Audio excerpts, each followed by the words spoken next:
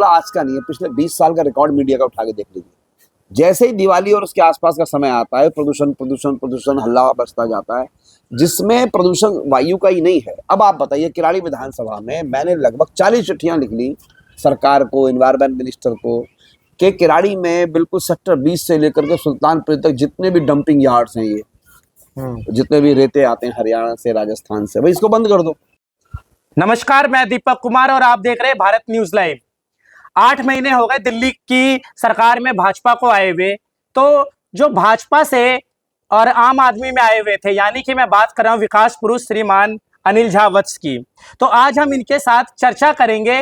चर्चा का विषय वही है कि आपने देखा होगा कि भ्रष्टाचार हर उस चीज का होता है, भ्रष्टाचार जो आपने सुना होगा, पर एक जो भ्रष्टाचार जो दिल्ली में हुआ है वो शायद ही किसी ने सुना होगा। वो बात मैं कर रहा हूं यानी कि बादलों का भ्रष्टाचार। तो जो अब की जो सरकार है, जिन्होंने एक क्लाउड सीडिंग करी और इसको कृत्रिम वर्षा का नाम देने का काम किया, यानी कि दिल्ली में जो इतना प्रदूषण हो रहा है उसके लिए कृत्रिम वर्षा की जाती है। तो इसके लिए अभी की वर्तमान सरकार ने 1.29 करोड़ रुपए इसमें लगाए, पर वो बादल कहां उड़ गए, किस भ्रष्टाचार में उड़ गए, इसके लिए हम बात करेंगे अनिल झा वत्स, जो विकास पुरुष के नाम से भी जाने जाते हैं। सर, इसमें क्या लग रहा है, ये बादल आए और कहां उड़ गए, बारिश भी नहीं हुई?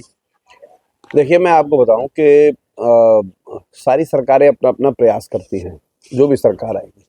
अब मैं विपक्ष में हूं तो ऐसा ही नहीं कि सीधे सरकार पर हमला कर दूं, लेकिन सरकार ने प्रयास अगर स्वस्थ मानसिकता से किया होता तो वो ज़्यादा बेहतर था।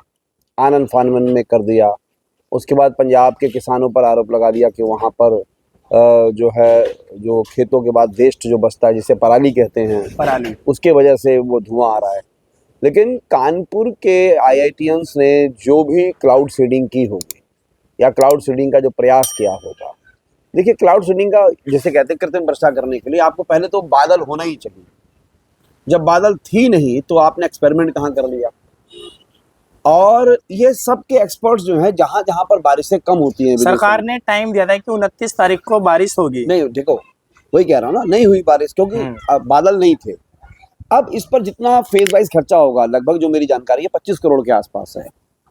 अगर इसके अलावा सार्थक प्रयास और भी अन्य चीज़ों के कर लिए जाते तो इतना ज़्यादा महंगा और सरकार का जो महत्व का पैसा है जो अन्य चीज़ों में लगना चाहिए था, जहाँ पर प्रदूषण कम हो सकता था। या देखिए, और पोल्यूशन का मामला आज का नहीं है, पिछले 20 साल का रिकॉर्ड मीडिया का उठा के देख लीजिए।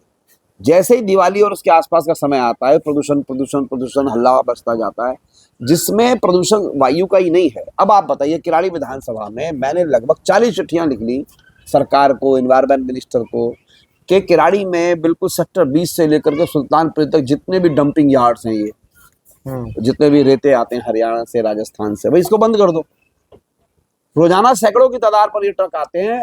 लेकिन जब मैं DM को लिखता हूँ, DM कहती है मैंने MCD को कह दिया है। MCD से पूछो क्या किया तो कहते हैं हमने चालान काट दिया है। ये कौन सा नया तरीका है? फिर मैंने DPCC को चिट्ठी लिखता हूँ, ये पूरी दिल्ली के हालात हैं।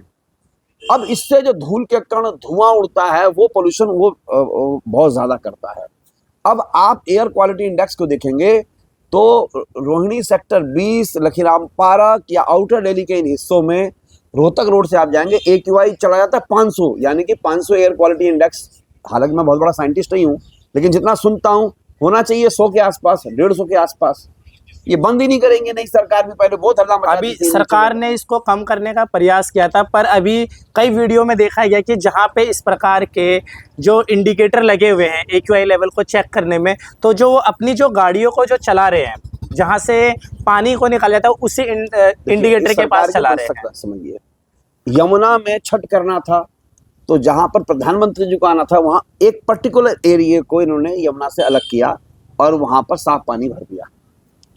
जहां पर इनको एयर क्वालिटी इंडेक्स को कम करना है, वहां पर केंद्र पर जाकर के ट्रांस यमुना के पास वहां बहुत ज्यादा छिड़काव करने लगे। ये अच्छा, अब अगर आप आंखों में पट्टी ही बांध लेंगे तो इससे क्या आपकी मुसीबत आनी बंद हो जाएगी? क्या ये जनता समझ नहीं रही? मीडिया का, सोशल मीडिया का जमाना है। कोई भी सामान्य सा पत्रकार भी जाकर के, सामान्य से जनता भी जाकर के वीडियो बना लेती है। ये क्या मानसिकता है आपकी? और क्लाउड सीडिंग के ऊपर आप इतना खर्चा कर रहे हैं। देखिए, मैं कई बार बड़ा हैरान होता हूँ। इसका सार्थक पूरा प्रयास दिल्ली से करना चाहिए। सरकार को ये समझना चाहिए कि दिल्ली के सारा का सारा क्षेत्र हमारा क्षेत्र है।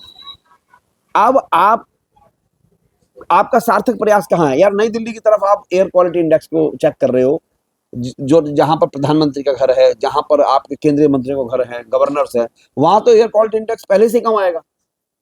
अरे वहां देखो ना, जमुना पार के क्षेत्र में जाइए, भलसवा के आसपास जाइए, किराड़ी आउटर दिल्ली के आसपास जाइए, यहाँ कितनी खतरनाक स्थिति है। यहाँ पे एक्यूआई लेवल यहाँ पे सच में ही बढ़ा हुआ है।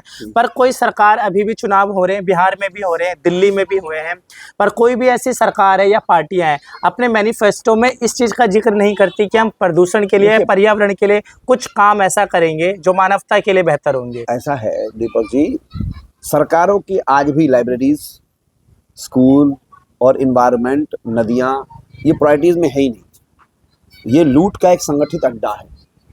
आप आइए, यमुना की सफाई पर दिखाइए, पैसा खर्च हो रहा है, हजारों करोड़ रुपए खर्च हो गए, वही मलबा कोने में निकाला, वही मलबा फिर धकेल दिया, फिर एजेंसियों को दे दिया गया। अब भलसवा लैंडफिल साइट को खाली करेंगे, अब इस पे बहुत बड़ा स्कैम होगा। आपको आज मैं पहले बता रहा हूँ, उस लैंडफिल साइट पर पीपीपी मॉडल पे इतना बड़ा स्कैम होगा, उसको कोई देखने वाला नहीं है। अच्छा, वो भलसवा साइट का मुख्यमंत्री आकर के, उनके मंत्री आकर के, खासकर सिरसा जी बहुत चिल्लाते हैं कि जी हमने साइट को खत्म कर दिया। कहाँ गया? किराड़ी में आ गया ना, मुंडका में आ गया ना सारा कूड़ा। कह रहे हैं हम पहाड़ को खत्म कर रहे, गया कहाँ? वो हाईवे पे नहीं गया अभी, वो यहीं पर आकर गिर रहा है हमारे आसपास। हम लोग किराड़ी में जो डंप किया जा रहा है, आसपास के जो किराड़ी के जो क्षेत्र हैं, जैसे बलजीत विहार, तो ये जो आ रहा है दिल्ली सरकार के जो मंत्री हैं उनके द्वारा आ रहा है। भाई उन्होंने तो कहा ही था ना कि हमारी कॉर्पोरेशन में भी सरकार आ गई, केंद्र में भी सरकार आ गई, दिल्ली में भी आ गई, अब इस कूड़े को खत्म करेंगे। तो मैं वही कह रहा हूँ ना, ये वो कूड़ा उठा रहे हैं और वो पैसा एजेंसियों को दे रहे हैं, उठा करके यहाँ भर रहे हैं। खत्म कहाँ हुआ? इन कूड़े को रिसाइकिल्ड करके हाईवे में यूज करना था, वो नहीं हो रहा है। उसके बाद नई दिल्ली में एक्यूआई आप नापेंगे, उससे कुछ नहीं होगा। मेरा ये मानना है कि हम सरकार की मदद करना चाहते हैं पोल्यूशन को कम करने के लिए।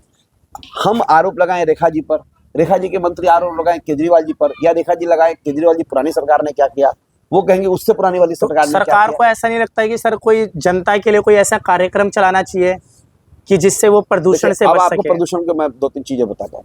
आप बताइए, दिल्ली में 700-800 तालाब हैं पूरी दिल्ली में, किराड़ी में 9 तालाब हैं।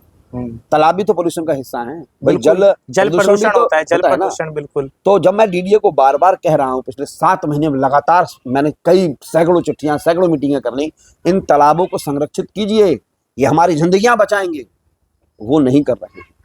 यमुना यमुना यमुना यमुना यमुना पे ऐसा हल्ला मचा दिया इन्होंने, यमुना साफ नहीं हुई। लास्ट में जाकर के वो आईटीओ के पास जाकर के वो छोटा सा एक बना दिया जिस पर सप्लाई का पानी डाल दिया गया है। एक सर एक केमिकल होता है डीफॉर्मर, तो क्या आप दर्शक को बताएंगे डीफॉर्मर किस यूज में आता है? देखिए, मैं साइंटिफिक, मैं एक एमएलए हूँ, मैंने आर्ट्स से पढ़ाई की है।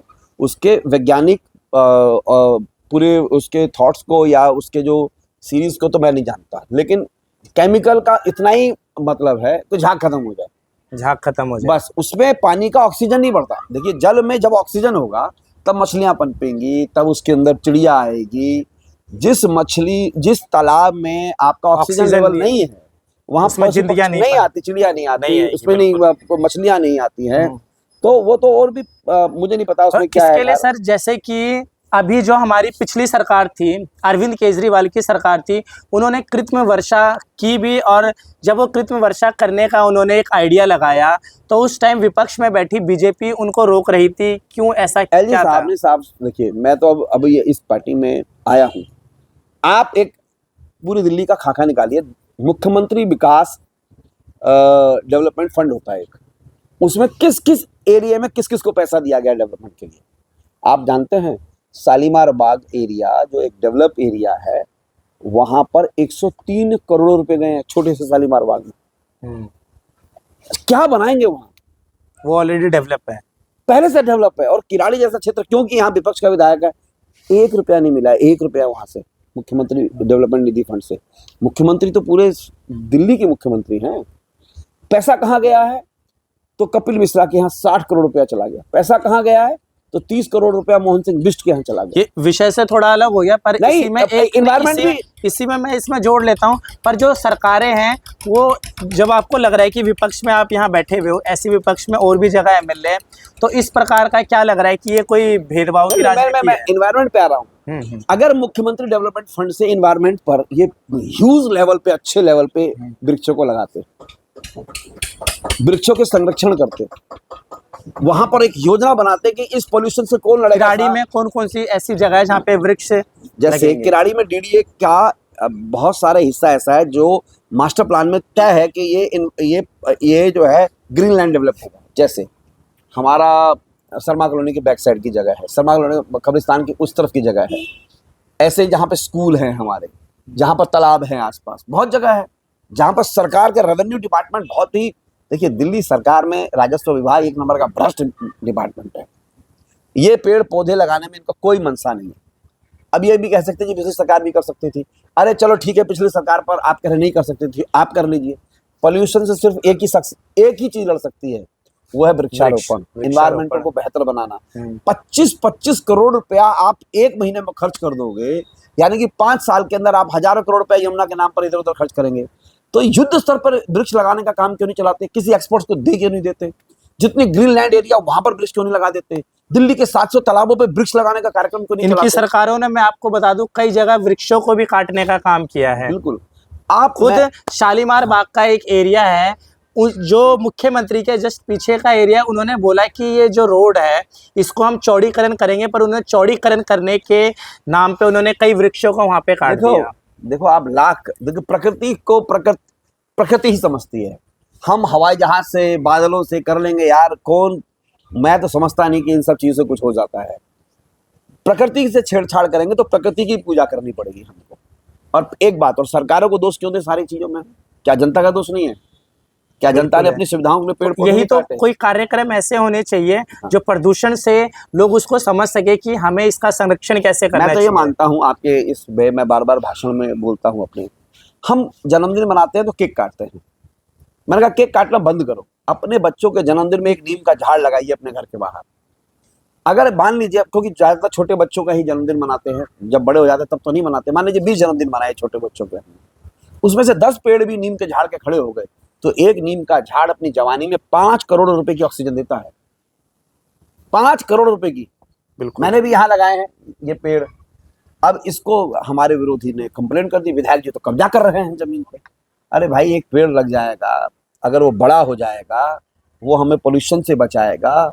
25 करोड़ रुपए में अगर ये एक ठीक से, उसके ब्याज के पैसों में अगर 25-50, या जो डीटीसी के जो कर्मचारी जो बेचारे हल्ला मचा रहे हैं, उन्हीं को रख करके उन्हीं को बोलो खाली पेड़ लगाओ, तुम पूरी दिल्ली में पेड़ लगाओ, तो जानते हैं कितना बड़ा काम हो जाएगा। डीडीए कितनी जमीन खाली पड़ी है, डेम्स कितनी जमीन खाली पड़ी है, डीएसआईडीसी कितनी जमीन खाली पड़ी है, वहां पर हमारे हिंद बिहार में एमसीडी की जमीनें खाली पड़ी है। अरे कुछ नहीं करते, साला पेड़ लगा दो उसके अंदर।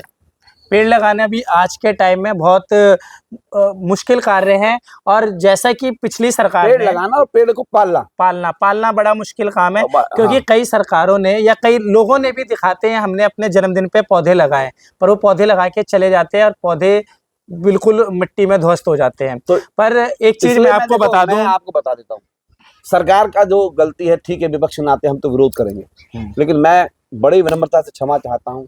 हमारे समाज की भी जो नेग्लिजेंसी है इसमें है, समाज के भी लोगों की बड़ी दिक्कतें हैं। करोड़ रुपया घर बनाने में लगा लेंगे, लेकिन उसके आजू बाजू थोड़ी सी जगह छोड़ के पेड़ नहीं लगाते। और हमारे तो सनातन संस्कृति में कहा गया है, अगर आप अशोक का पेड़ लगा रहे हैं, नीम का पेड़ लगा ले, पीपल का पेड़ लगा ले, बरगद का पेड़ लगा ले, तो ह्यूज ऑक्सीजन देती है। ये ऑक्सीजन के ही पेड़ है जिनमें देखो सारी लड़ाई ऑक्सीजन की है, एनवायरनमेंट की सारी लड़ाई किस चीज की है? ऑक्सीजन की। तो ऑक्सीजन देगा कौन? कोई हम वृक्ष ही देंगे ना, प्रकृति ही देगी। जहां पर जल अच्छा रहेगा वही देगी। अपन लोग नहीं कर रहे हैं। नहीं, पर सरकारों को भी उपाय करने चाहिए, जैसे कि पिछली सरकार ने, मैं आपको बता दूं, ऑड इवन आया, हाँ, रेड प्रयास लाइट किया। ऑन ऑफ आया, मतलब इस प्रकार के जो कार्य हुए जिनसे लगा भी कि कहीं ना कहीं जो सरकार है वो अपने स्तर पर प्रयास कर रही है प्रदूषण को कम थोड़ा करने देखिए, के मैं लिए। विपक्ष में हूँ, लेकिन गडकरी जी ने प्रयास किया था हाईवेज के ऊपर पेड़ लगवाने का, वो शायद इधर भी कर रहे नहीं, जो हैं। अब की सरकार है, क्या उन्हें नहीं लग रहा है कि हमें एक कृत्रिम वर्षा ही कोई एक उपाय नहीं है? ये सरकार को मैंने एक चीज देखा है, ये सरकार कोई काम शुरू करती है, सबसे पहले केजरीवाल जी को अनाप शनाप बोलना चालू करती है। अरे भाई, अब तो 8 महीने हो गए, आपकी नई सरकार आ गई, अब आपको काम करना चाहिए। पिछली सरकार में चलो गलती जो हो गई होगी, मान लो आपके हिसाब से गलती हुई, तो सुधार लो उसको, करिए ना, आगे बढ़िए ना, हम सब साथ देंगे। कुल मिलाकर के अगर प्रदूषित दिल्ली होगी तो मेरे बच्चे भी उसमें सर्वाइव करेंगे, आपके बच्चे भी सर्वाइव करेंगे। लेकिन मैं रेखा जी को आग्रह कर रहा हूँ, उनके मंत्री जी को आग्रह कर रहा हूँ, सिरसा साहब को, कूड़े का स्थान बदल देने से पोल्यूशन नहीं खत्म होता है। आप हवाई जहाजों से आप चलिए, बारिश एक आध बार कर लेंगे तो उससे भी, क्या इस बार कम बारिश हुई थी? बहुत बारिश हुई है दिल्ली में।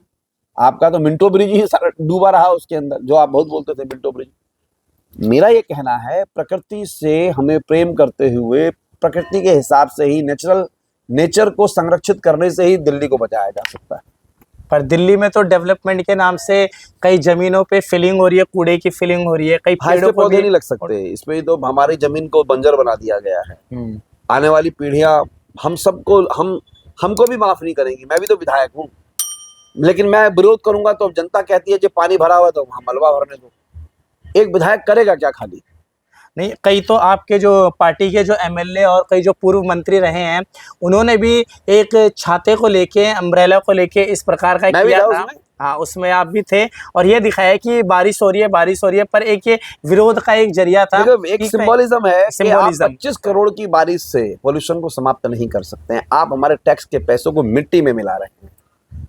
मेरा तो मानना है, अब मैं पार्टी से और पूछूंगा, मेरा तो ये मानना है, आप बहुत ज्यादा आर्टिफिशियल जीवन जिएंगे तो आपका शरीर बिगड़ता है। तो प्रकृति जीवन जी लो, लास्ट में हम खूब पिज्जा बर्गर खा लें, कुछ समय तो अच्छा लगता है। अंततोगत्वा हमको आयुर्वेद, फल, सब्जी, फ्रूट पर अपने शरीर को बेहतर बनाने के लिए आना ही पड़ता है। वो किस चीज से आता है? प्रकृति से आता है। आप जितना आर्टिफिशियल बारिश एंड ऑफ द डे नुकसान करती है, वो लास्ट में जाकर के, बिल्कुल, आप एंड ऑफ द डे नुकसान करती है। मेरा ये मानना है सरकार से, वो जो धूल मिट्टी जो उड़ रही है उसको वो कहीं ना कहीं रोकेगी। अरे साहब देखिए, इस सरकार की मंशा देखिए, अगर पीडब्ल्यूडी को ठीक से अगर छिड़काव करने के लिए दे दे इतना पैसा, ये उस पर युद्ध स्तर पे लगाएं, हमारे को जल बोर्ड को इस काम पर लगा लें, एजेंसीज को काम पे लगा लें, पोल्यूशन को बहुत रोका जा सकता है। आपके विधानसभा में छिड़काव हो रहे हैं ऐसे? नहीं, हमारे यहाँ तो नहीं हो रहे। हमारे यहाँ तो भाई जिंदगी जीने की लड़ाई है। हमारे यहाँ जिंदगी जीने की लड़ाई है केरानी में। नई दिल्ली में हमारे यहाँ पर रोजी रोटी के सवाल है। दिल्ली सरकार के पास पिज्जा और बर्गर का सवाल है। हमारे यहाँ दरी बिछाने का सवाल है, वहाँ वो कालीन पर बैठे हुए हैं। हमारे यहाँ लाइटों बल्ब का सवाल है, वहाँ झूमर पर बैठे हुए हैं। देखिए, किराड़ी तो शहरी गरीबी बहुत खतरनाक होती है। गांव के गरीब से शहरी गरीबी बहुत खतरनाक है। किराड़ी ये नई परिभाषा दी है हाँ, आपने। बिल्कुल। शहरी गरीबी, शहर का गरीब आदमी बेचारा गांव से आता है, यहाँ पर गांव से ज्यादा बदतर जिंदगी जी लेता है बच्चों को पालने के लिए। इसलिए शहरी गरीबी इस देश में बहुत ज्यादा डरावनी है, और इस सरकार को इसको समझना चाहिए। किराड़ी जैसा क्षेत्र में आएंगे, यहाँ देखिए अपराध की स्थिति भी है, हमें उसे भी ठीक करना है। नशाखोरी की भी स्थिति है, उसको भी ठीक करना है। यहाँ विरोधियों से भी लड़ना है, दिल्ली सरकार के कूड़े से भी लड़ना है, जो हाईवे बन गया उसका पानी भी धरा गया तो उससे भी लड़ना है, गाली भी खाना है, आरोप भी सहना है। और इन्वायरमेंट के लिए अब धीरे धीरे हम कर रहे हैं। मैं तो हर जगह मंच पे कह रहा हूँ, भाई अपने बच्चों को जन्मदिन पे पेड़ लगवाइए। लेकिन खैर, मैं अपने जीवन के इस कार्यकाल में अगर मैं कुछ वर्ष इसमें लगा पाया तो आने वाली पीढ़ियों को फायदा होगा। आपके क्षेत्र में एक चीज मैं और बता दूं, जिस प्रकार से हमारे पीछे का आप एरिया देख रहे हैं, यहाँ पे लैंड फिलिंग के नाम से केवल और केवल कूड़े को डंप किया जा रहा है। जितने भी लोग आसपास से जाते हैं, कहीं ना कहीं वो दमे के मरीज होंगे या बन सकते हैं मरीज। और कुछ जगह ऐसी भी है जहाँ पे रातों रात में बड़े बड़े डंपर आए जाते हैं और कूड़ा, इसको रोकने के लिए या इस पे नजर रखने के लिए, मैंने कहा ना, हाईवे पर सैकड़ों ट्रक आते हैं। आप देखिए, विधायक होते हुए आपने क्या क्या अभी तक दिया? मैंने 110 पत्र लिख दिए सरकार को, 20-22 मीटिंग कर ली कि ये जितने भी ट्रक डंपिंग यार्ड्स आते हैं इनको बंद कर दो, यहाँ पर इनकी जरूरत नहीं है, यहाँ से माल कहीं और जाके सप्लाई होता है हमारे यहाँ। फिर ये सारे लोग इकट्ठे हो जाते हैं, भाई अनिल झा फिर आ गया, भाई फिर तंग कर रहा है। अरे भाई, आप हमारी जिंदगी बर्बाद कर रहे हैं, सोलो पॉइजन दे रहे हैं हमको। ट्रैफिक खराब कर दिया। जो रोड अभी देख रहे हैं बना रहे हैं हम, नई नई रोडें, अब उसमें 40 ट्रक वाला माल भर के चलेगा तो क्या रोड बर्दाश्त कर पाएगा? M30 का रोड पूरा का पूरा सेक्टर 20 से लेकर के अमन बिहार तक का सारा एरिया बर्बाद कर दिया इन लोगों ने। कोई बोलने को तैयार नहीं है। पोल्यूशन की फैक्ट्रियां इतनी ज़्यादा हैं यहाँ पर किराड़ी में, आप चलिए कितने रंग रोगन वाली फैक्ट्रियां हैं, कोई बोलता नहीं है। मैं बोलता हूँ, और मैं आपको चैनल पे बोल रहा हूँ, कह रहे हैं यहाँ चिट्ठी लिखता है। अबे क्यों नहीं लिखूँ चिट्ठी? तुम मेरी ज़िंदगी, मेरे बच्चों की ज़िंदगियाँ ख़राब कर रहे हो। सारा अपर के जो कटिंग वाले हैं, सारा कूड़ा ये हिंद बिहार में फेंकते हैं, इंदर निकले में फेंकते हैं, पूरा एरिया भर जाता है, नालियाँ जाम हो जाती है। तो क्या रास्ता है? तो युद्ध लड़ना पड़ेगा ना। अब ये सब मेरे दुश्मन हो जाते हैं, मेरा चुनाव हो जाते हैं, सारे इकट्ठे हो जाते हैं कि भाई कोई जिज्जा नहीं जहाँ नहीं जितना चाहिए, नहीं तो ये तो मुहिम चलाता है। मैं तो आपके चैनल पे कह रहा हूँ, प्रदूषण को बचाने के लिए अगर मेरी नालियाँ जाम रहेंगी तो मैं क्या करूँगा? कितने तो MCD वाले काम करते हैं क्या? 200 कर्मचारी आते हैं 40, और उन 40 लोगों से कितना तो मैं नालियाँ जो दबी हुई हैं ठीक करा लेंगे, कितने पोल्यूशन के काम करा लेंगे। आप चलिए हरदास वाटिका के पीछे जितनी भी खराद की मशीनें हैं, जितनी भी स्टील वेल्डिंग की मशीनें हैं, क्या पोल्यूशन कम करती हैं? पोल्यूशन है, पूरा का पूरा तबाही मचा देती हैं, फेफड़े गल जाते हैं। मैं इनके बारे में लिखता हूँ ना, DM काम करती है, DM कहती है हमने चिट्ठी लिख दिया, और MCD में आते हैं तो ये पता नहीं क्या सेटिंग करते हैं। इनकी लॉबी है ऐसी खतरनाक कि जो DC होता है वो UPSC करके आया होता है, वही संट हो जाता है। अब दिल्ली की सरकार समझ नहीं पा रही है इस बात को कि भाई जो कम से कम पोल्यूशन, जो लीगलाइज फैक्ट्रियां हैं किराड़ी में चलाइए, जो घरेलू उद्योग हैं वो चलाइए जिसमें पोल्यूशन नहीं होता है। हम तो उसके लिए चाहते हैं कि लोगों को रोजगार मिले, लेकिन आप यहाँ पर भट्टियां बनाएंगे, यहाँ पर कैसी कैसी भट्टियां हैं किराड़ी के अंदर के वही है ना, ये सब के सब स्टील का काम होता है, गलाने का काम होता है, लोहे गलाने का काम है, आपको दाने पिघलाने का काम है। क्या इससे क्या हम बच पाएंगे क्या? और ये कोई रेगुलराइज एरिया नहीं आ रहे। बवाना फैक्ट्री में, बवाना इंडस्ट्रियल एरिया में चले जाओ, वहाँ पर इतनी बड़ी चौड़ी सड़कें, यहाँ पर फिर उसमें क्या होता है, पूरा मुबारकपुर एक रोड है, उनकी गाड़ियाँ आती हैं, ट्रक आते हैं भर भर के, वो जाम लगा देते हैं। अब विशाल मेगा मार्ट के आगे कितना कूड़ा रखा रहता है आप देखते हैं। हाँ, वो तो अब से नहीं है, वो तो टाइम हो गया है ना। और विशाल मेगा मार्ट वाला क्या करता है, अपने यहाँ सुबह सुबह गाड़ियाँ लगा देगा सप्लाई निकालने के लिए, और पूरा जाम कर लगाता है वो। बोलो आप व्यापार करो, लेकिन रात को 10 बजे से सुबह 6 बजे तक ट्रक पर माल मंगवा लो, दिन में तो खाली करो। वो वहां पर बर्तन भंडार वाला है चौकी कोने पर, वो जाम लगाता है। अच्छा, अब पोल्यूशन खाली इससे थोड़ी ना है, जितने ट्रक आते हैं पूरे दिन में कितना पोल्यूशन करते हैं डीजल वाले, कितना पोल्यूशन होता है। तो इसके लिए भी आपने एक बार बोला भी था, मैंने वो वीडियो देखी भी थी, कि जितने भी यहाँ के रोड पे जो बड़े बड़े जो ट्रक आ रहे हैं जो कि किराड़ी में नहीं आने चाहिए, एक आपने बताया कि एक समय को सीमित किया जाएगा, या सुबह वो इस टाइम से इस टाइम आ जाए या रात में ये, पर फिर भी वो पूरे दिन आ रहे हैं। दीपक जी, सरोजिनी नगर में अगर रात को व्यवस्था बन सकती है, 10 बजे से सुबह 6 बजे तक आएगा, नो एंट्री जोन बना दिया है, ग्रेटर क्लास में बना दिया है, मोती नगर में बना दिया है, कीर्ति नगर में बना दिया है, तो भाई किराड़ी में क्यों नहीं बना रही है? भाई रात को 10 बजे सारे ट्रक आए, सुबह 6 बजे तक आते हैं ना। आप अपनी जितना भी आपको डंप करना है, लेके जाना है, माल लेके आना है, कर दीजिए ना रात को। अभी आपको पता है ये जो ट्रक वाली जो आपने कहानी बताई, इसी ट्रक से ही अभी आपकी विधानसभा में लड़के का एक्सीडेंट हो गया। हाँ, वो मर गया। अच्छा, सारे के सारे रिटायर्ड जितने कहते हैं ना 20-20 साल पुराने ट्रक यूज कर रहे हैं। अब क्या करेंगे, सारी व्यवस्थाओं से लड़ना पड़ता है। यहाँ पर ये ट्रक ज्यादातर किसके आ रहे हैं एरिया में, बड़े बड़े ट्रक? ये तो ये जितने भी ये मेन रोड पर जितने सप्लायर्स हैं, ये 12-15 दुकान वाले जो अपने आप को नेता बनते हैं बहुत ज्यादा, इन्हें सबको ठीक करूंगा मैं, छोड़ूंगा एक को नहीं। ये रोड पे खड़ा कर देते हैं। मैंने RW से आग्रह किया है, इन माफियाओं को ये व्यापारी नहीं है, ये व्यापार के नाम पर माफियागिरी करते हैं। ये GST कितने बड़े चोर हैं ये लोग। ये एक तो GST की चोरी करते हैं, टैक्सेस की चोरी करेंगे, जाम ये करेंगे, अकड़ेंगे, ये लोगों से झगड़ा ये करेंगे। मैं किराड़ी के लोगों से कहना चाहता हूँ, इनके साथ तो व्यापार, इनका तो माल लेना बंद कर दो, तब इनको ठिकाने आएगा दिमाग। वहाँ रोड पर जाम लगाएंगे, वहीं पर कूड़ा लगा देंगे, फिर जो कोई बोलेगा तो उससे लड़ाई झगड़ा करते हैं ये लोग, दादागिरी करेंगे ये लोग वहाँ पर। ये 12-15 हैं ये नेता टाइप के, वो किराड़ी के हैं, और वो किराड़ी के रहने वाले भी नहीं है, सब बाहर से आते हैं ज्यादातर ये लोग। अब मैं तो आपके चैनल पर कह रहा हूँ, मैं छोड़ूंगा एक को नहीं इनको, मैंने लगा रखा है। ये मैंने कहा आपके साथ मैं तैयार हूँ, व्यापार आप करिए व्यापार, शर्त यह है कि आप हमारी जिंदगियों के साथ मत खेलिए। उसके बाद आप आइए इंदिरा किले में पीछे, हरदास वाटिका के पीछे, जब आप इतना सामाजिक काम कर रहे हैं तो ये जो व्यापारी है ये आपका विरोध क्यों कर रहे हैं? क्योंकि आपने अपने लिए नहीं बोला है, ये अपनी जनता के लिए बोला है। मैं क्या, अच्छा है, अरे बोलूंगा ही ना। ये लोग कर, इन लोगों को लगता है कि दादागिरी है जी, कोई बोलेगा नहीं हमारे खिलाफ। अरे क्यों नहीं बोलेंगे हम? भाई करो ना व्यापार, रात को माल मंगवाओ और सुबह लेके, आप सुबह 6 बजे तक 7 बजे तक ट्रक आप मंगवाइए। और मैंने पुलिस को भी लिखा, कमिश्नर को भी लिखा, आप चाहोगे तो मैं लेटर भी दे दूंगा आपको, आप उसको उजागर करिए, क्योंकि आपको और हम सबको मिलकर लड़ना पड़ेगा। नहीं, ये लोग माफिया है, नकली माल बेच, किराड़ी में जितना भी माल है इतना ज्यादा ह्यूज नकली माल आता है। देखिए मसालों में नकली माल आता है, जिठारी के अंदर आप जाएंगे तो जो डीजल का कॉयल डलता है वो नकली बनता है यहाँ। अच्छा, मैं एकदम पकड़ूंगा इनको सबको। हालांकि ये काम होना चाहिए दिल्ली सरकार का, वो जाते ही नहीं है। उसके बाद जितने ये रेत माफिया जितने भी हरियाणा राजस्थान से आता है वो सब का सब रेत भरते हैं और किराड़ी में सारे दिन दौड़ते रहते हैं। भाई रेजिडेंशियल एरिया में आप बताओ कौन सा कानून है कि रेजिडेंशियल एरिया में इतने बड़े डंपिंग यार्ड चलेंगे? वहां तो बिल्कुल ही इस चीज के लिए बिल्कुल ही और ऐसी इस जगह बात को नहीं है मीडिया को होनी भी उठाना चाहिए। मीडिया डंपिंग यार्ड्स के ऊपर जितने भी बिल्डिंग मटेरियल्स के डंपिंग यार्ड्स हैं इसके ऊपर कोई बात करने को तैयार नहीं है। सब अनिल झा ने ये कर दिया, अनिल झा ने ये कर दिया, अनिल झा ने ये कर दिया। खैर कोई बात नहीं, राजनीतिक जीवन में हूँ तो विरोध प्रतिपक्ष वाद विवाद तो चलता ही रहेगा। लेकिन क्या मीडिया और हमको और समाज के अच्छे लोगों को इस विषय पर हमको आने वाली जिंदगी के लिए अच्छा माहौल नहीं देना है? ये जो अभी आपने 2-3 मुद्दे उठाए, सबसे पहली बात अपने किराड़ी के उन व्यापारियों पे आपने निशाना साधा जो बड़ी बड़ी अपने एरिया में इन ट्रकों को लेके आते हैं और डंपिंग एरिया बना दिया है। चाहे उसको आपने बोला कि ये यहाँ पे सीमित समय होना चाहिए, पर अब मैं पूछना चाहूंगा, मैं व्यापार का विरोध नहीं कर रहे, पर उनके जो कार्यशैली है उस पे तरीके का विरोध कर रहा हूँ, तरीके का।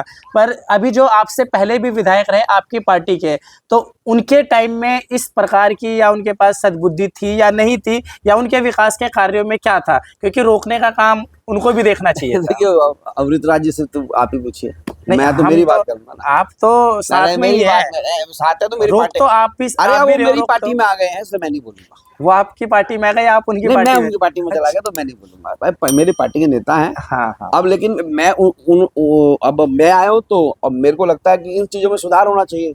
उनको अपने विषय पे जो प्राथमिकता थी उन्होंने वो अच्छा काम किया होगा। हालांकि हम लोग राजनीतिक विरोधी रहे हैं, एक दूसरे का विरोध करते रहे हैं, लेकिन आप कब तक विरोध करते रहेंगे एक दूसरे का? अब एक ही पार्टी में है, साथ में मैंने मिलके कहा आओ काम दोस्ती करना। कर लेते हैं। उसमें क्या दोस्ती हो हो गया? गई? हाँ हाँ, अभी हो गई। अभी हो गई दोस्ती। हाँ। तो मैंने कई तस्वीरें ऐसे भी आई है जिसमें आप माला भी पहना रहे हैं और एक साथ टेबल पे खाना भी अच्छा खा एक रहे बात हैं। बताओ, हम मनुष्य हैं, मनुष्य है हैं। बिल्कुल। कब तक आप लड़के जी लोगे? लड़के लोग दुनिया कितने नहीं, लड़के तो जीवन नहीं जिया जा सकता। अच्छा, दूसरी बात यह है कि लोग मेरे विरोधी करते हैं। कभी कहते हैं अनिल झा का डीएलएफ फ्लैट है, कभी कहते हैं कि उसकी गाड़ी आ गई। अरे है ना, तो कौन सा, मतलब कि हम लोग, अच्छा जो मनोज शौकीन जी 2.5 करोड़ की कार पे चलते हैं उसको तो कोई नहीं बोलता, छाती नहीं फटती उसकी। तो गजेंद्र दलाल चलते हैं 1.5 करोड़ की गाड़ी पर तो उसका छाती नहीं फटती। एक गरीब का घर का बेटा 5 बार चुनाव लड़ लिया विधानसभा का, यूनिवर्सिटी का प्रेसिडेंट रह लिया, और जो है अपनी पत्नी के बैंक अकाउंट से कर्ज लेकर के बैंक से कार ले ली मैंने, तो हमने बुरा कर दिया। तो बुरा लगता था, लगे हम लेंगे गाड़ी, अब एक वो भी लूंगा, वेलफेयर लूंगा कुछ दिनों में। उसमें क्या है, अगर मैं अपनी मेहनत की कमाई से अगर कुछ कर रहा हूँ, आज मेरी इतनी अवस्था हो गई, स्कूटर पे चलता रहा, अब मुझे लंबा लंबा यूपी में प्रवास पर जाना पड़ता है, यूपी का प्रभारी हूँ, तो क्या नहीं जाऊंगा? और अगर मैं बाय रोड जाने के लिए गाड़ी की व्यवस्था तो होनी अब चाहिए। मैं उत्तर प्रदेश का प्रभारी हूँ, पूर्वांचल में सारा क्षेत्र जाता हूँ। मैं भारत में रहता था, मेरे पिता वहां मजदूर थे, तो हमारे को कंपनसेशन में वहां फ्लैट मिले। अब वो है तो उसमें क्या गलती है? अब बल्कि योगेंद्र चंदोलिया जी करोलबाग में रहते थे, यहाँ के सांसद हो सकते हैं। मैं करमपुरा से आके यहाँ का विधायक नहीं हो सकता। भाई भाई अजीब बात है। सोनिया जी इटली से आके यहाँ की प्रतिपक्ष की नेता बन सकती हैं।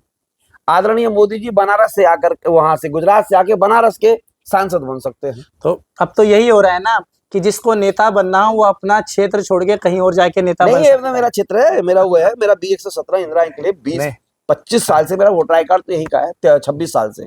तो अब अंतिम में सवाल ये होगा हमारा कि कहीं ना कहीं हम पॉल्यूशन को लेके बात कर रहे थे, और पॉल्यूशन आज की राजनीति में, यानी अभी जो वर्तमान स्थिति है, पॉल्यूशन एक बहुत बड़ा मुद्दा बन गया है।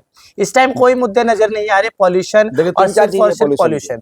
जल का पॉल्यूशन, गाड़ियों से जो उत्पन्न पॉल्यूशन, फैक्ट्रियों से उत्पन्न वायु प्रदूषण, ध्वनि प्रदूषण, जो गाड़ियां चलती है उससे प्रदूषण, और राजनीतिक दिमाग का जो प्रदूषण, ये सारे प्रदूषणों से लड़ना है। नहीं, राजनीतिक दिमाग का प्रदूषण तो वो तो ये कभी खत्म नहीं होगा क्योंकि आप राजनीतिक जीवन में हैं, और कहीं ना कहीं जब कोई भी बच्चा होता है वो स्टार्टिंग से ही राजनीतिक का एक दायरे में आ जाता है। पर आपकी नज़र में अंतिम सवाल है मेरा ये हाँ। कि जो पिछली सरकार ने कर दिया ऑड इवन जैसी व्यवस्था या तमाम वो छिड़काव वगैरह, वो आज हमें सड़कों पे नहीं देखने को मिल रही, देखो, या कृत्रिम वर्षा जैसी चीजें भी नहीं मिल रही, और जबकि ऑड इवन की तो इंटरनेशनल देखिए, लेवल पे एक वाहवाही हुई थी। मैं पिछली बार मैं भाजपा में था तो मुझे लगता था यार नहीं जो सरकार ठीक नहीं कर रही, उस समय ऐसा लगता था।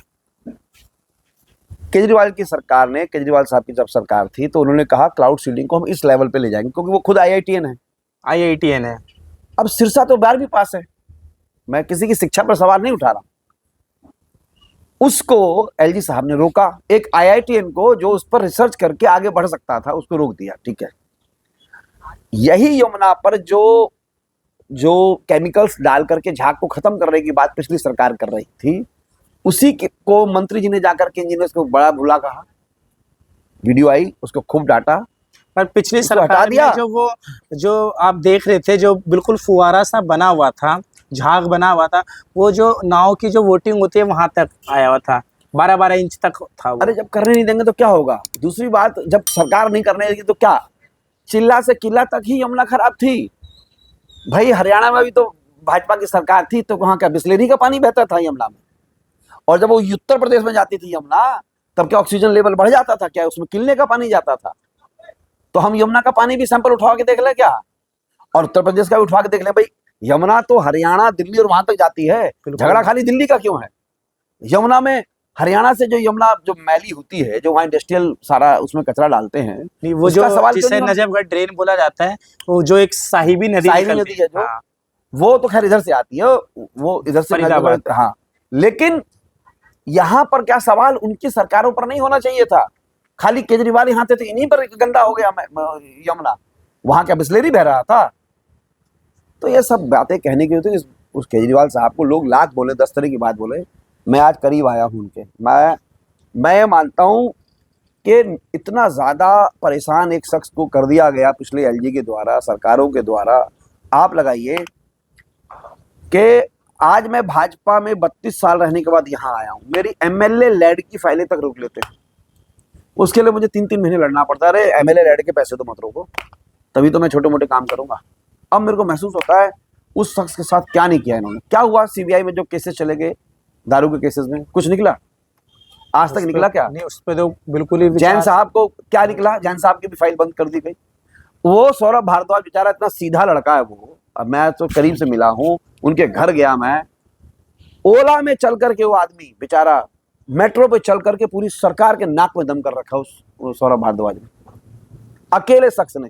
हम लोग सहयोग में जाते हैं। नहीं, कुछ विपक्ष के कुछ ही गिने चुने नेता हैं जिन्होंने जो सरकारों से लड़ रहे हैं, मुद्दे की लड़ाई लड़ रहे हैं, बाकी तो विपक्ष में लोग दिख ही नहीं रहे कुछ लोग। वही, अब कांग्रेस बोलती नहीं है कुछ। विपक्ष की सरकार का कांग्रेस और भाजपा का इलू इलू हो गया है, प्यार हो गया। अच्छा, नहीं बोलेगी कांग्रेस, बिल्कुल ही नहीं बोलेंगे। नहीं बोलते, नहीं बोलेंगे। अभी दिल्ली में 35 से 40 सीट पर भाजपा ने स्पॉन्सर किया है कांग्रेस को पैसा, आम आदमी पार्टी को हराओ। ये हमारे मेरे खिलाफ लालाजी काहे लड़ गए थे, सारा स्पॉन्सर था मामला। उनको मेरे अनिल झा से मतलब नहीं था, उनको केजरीवाल से मतलब था, किसको हराओ। बताइए, सबको सोचना चाहिए था। चलो खैर, पर ये जीत हासिल करी। और अंतिम में एक चीज़ और है, मैं चाहूँगा कि उसे आप पूरा करें और जल्द से जल्द। जैसा कि आपने चुनाव में बोला था कि किराड़ी को मैं एक मोती नगर और राजेंद्र पैलेस जैसा मैं एक विधानसभा में बनाना चाहूँगा, तो वो कितना पहुँच गया इस तरह पर, और ये कब तक हो जाएगा?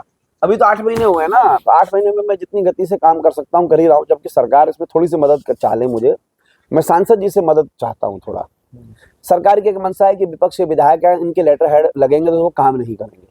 तो मैंने कहा ठीक है भाई, सरकार मेरे लिए काम नहीं करेगी, मान लीजिए मैं विपक्ष में विधायक हूँ। सांसद जी का भी तो क्षेत्र है ना ये। मैंने सांसद जी से आग्रह किया, सांसद जी आप लेटर दीजिए, मैं प्रस्ताव बनवा देता हूँ, इंजीनियर जो हमारे हैं दिल्ली सरकार के, आप MCD से बनवा देता हूँ, सैकड़ों करोड़ रुपया आ सकता है, यहाँ पर डेवलपमेंट हो सकती है। आप अगर आपको सांसद जी मिले तो कहिएगा, कि साहब आप एस्टिमेट हमसे नहीं मिलते, हमसे पता नहीं क्यों नहीं मिलते। उनके लोगों ने भी बोला कि आप ऐसे बात करते हो, आप वैसे बात करते हो, हमसे नहीं मिलेंगे वो, पर मिलेंगे तो जरूर हम बोलेंगे कि नहीं, आपसे गुस्सा अगर क्यों? मान लीजिए मैं एक लीडर हूँ, क्या मुझे विरोध झेलने के लिए तैयार नहीं रहना चाहिए? अगर मेरे लिए प्रशंसा होगी, ताली बजेगी, तो एक लीडर को ये सोचना चाहिए आपका विरोध भी हो सकता है। विरोध हमारे चैनल में भी किया है और मैंने भी किया है। हाँ, तो उससे क्या आपको हो गया? कैसा लगा?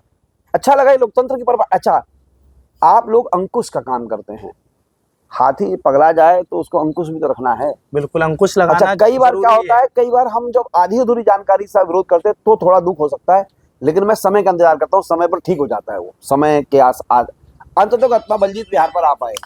अच्छा, क्या हुआ, सांसद जी ने क्या किया? मैं ही कर रहा हूँ ना, गलत उद्घाटन हुआ, खूब गए सब, सारे बिल्कुल। के सारे सब गए, वो दौड़ भाग करके हमारे को नहीं, 1 रुपए की। हमें एक वहाँ पे काम भी ये करना है कि जिनके माध्यम से हम गए और वो लोग भी फिर बाद में, कुछ लोग आपके पास आए, कुछ लोग सांसद जी के पास गए, पर वहाँ पे एंड ऑफ द एंड क्या हुआ सांसद के द्वारा, तो कुछ उन लोगों से भी बात अधूरी रह गई है, वो अब वो जरूरी है। आप करिएगा, सांसद जी से सिर्फ आप इतना कहिए, देखिए सांसद जी आप उद्घाटन करिए, हम अनिल झा को समझा लेंगे, आपका कोई विरोध नहीं करेगा, आप प्रस्ताव बनवा, और प्रस्ताव वो बनवा देगा, प्रस्ताव पास भी मैं करा दूंगा, आप खाली लेटर हेड तो लगाइए। अगर वो पूरी मुबारकपुर रोड का रीशेड्यूल बना देते हैं, मुबारकपुर गांव का पानी अगर मदनपुर गांव की तरफ चला जाता है, वो गांव नहीं डूबेगा। वो भी क्षेत्र भी तो सांसद जी का और ये क्षेत्र भी सांसद जी का है, तो ये पक्षपात क्यों है? रेलवे पर फुट ओवर ब्रिज बनना है, अब उससे कितना पॉल्यूशन बढ़ता है, हजारों मोटरसाइकिलें घूम करके जाएंगी हिंद बिहार से, हिंद बिहार का रोड बनाना चालू कर दिया हमने। अगर वो फुट ओवर ब्रिज बन जाए, 15 करोड़ रुपया क्या होता है एक सांसद के लिए? रेलवे आपकी, सरकार आपकी, डीआरएम आपका, डीएम आपका, एमसीडी आपकी, दिल्ली सरकार आपकी, गाली अनिल झा सुने, गाली अनिल झा सुनेगा? विपक्ष में है अनिल झा। भाई तो विपक्ष में अनिल झा है तो क्या एक एमएलए और पूरी सरकार, केंद्र की, राज्य की और कॉर्पोरेशन सब मेरे से लड़ रही हैं। मुझे तो लगता है मैं कितना ताकतवर आदमी हूँ, सब मुझसे लड़ेंगी। अच्छा, अंतिम में ये, आपको विकास पुरुष लोग कहते हैं, आप 2008 के बाद से आप विधायक बने और कहीं ना कहीं किराड़ी में आपने जो रोड बोली जाती है आरसीसी की रोड, उसकी आपने एक विकास की गति तेज कर दी। तो विकास पुरुष का आप किसे देना चाहेंगे? जनता को देना चाहेंगे या उस टाइम की सरकार या मुख्यमंत्री को? मेरे को मुख्यमंत्री जी ने बहुत मदद किया था, शीला अच्छा। जी। मैं विपक्ष में हूँ, मैं शीला जी, लेकिन वो देवी है मेरे, वो तो आपको मतलब उनका शुक्रिया अदा करना चाहिए कांग्रेस का। मैं करता हूँ। देखिए, प्रश्न कांग्रेस और उसका नहीं था, वो ये जानती थी ये लड़का कभी भी आया है, उस समय तो बहुत यंग था, मैं आपके जितना था एज, मैं कभी भी गया तो मुद्दों की बात लेके गया, मैं मैडम पानी चाहिए, मैडम मेरे यहाँ पाइपलाइन बनाना है, तो कहते थे यार पानी पाइपलाइन ही तो मांग रहा है ये, और क्या मांग रहा है, और वो मुख्यमंत्री होने के नाते आज स्वर्ग पर है, वो मदद करती थी। उस समय भाजपा के लोग मेरा बहुत विरोध करते थे कि तू जो है बीजेपी का एमएलए होकर के सीएम के यहाँ जाता है, क्यों ना जाऊं, वो हाउस की नेता हैं, लेकिन अब मैं इस सीएम के यहाँ भी जाता हूं तो मिल भी नहीं पा रहे हैं। ये तो आपके क्लासमेट भी रही है, हम मेरे साथी थे, हम एक ही साथ छात्र संघ में थे, वो बहुत साल हमने इकट्ठे ही काम किया है।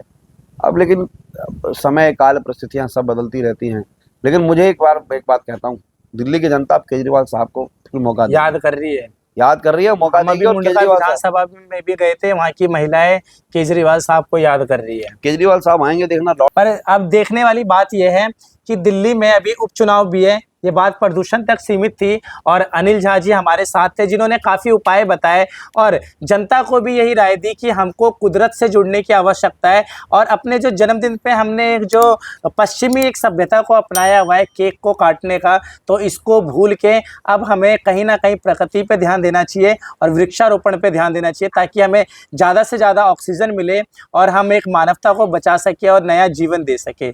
धन्यवाद।